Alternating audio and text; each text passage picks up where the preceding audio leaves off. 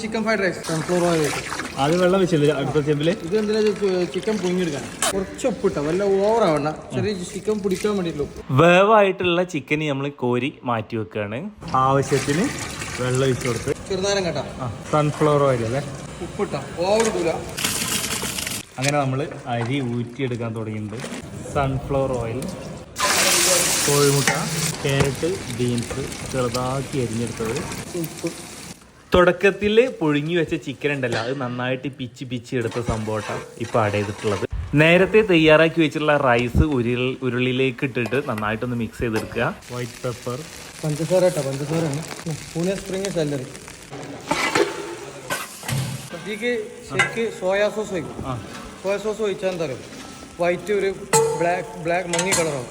അപ്പോൾ soya sauce ഒഴിച്ചിട്ടുണ്ടായിരുന്നു, white pure വൈറ്റിൽ മതി, അതുകൊണ്ടാണ് സോയാ സോസ് വെച്ചത്. ചിക്കൻ ഫ്രൈഡ് റൈസ് അടിപൊളിയാണ്.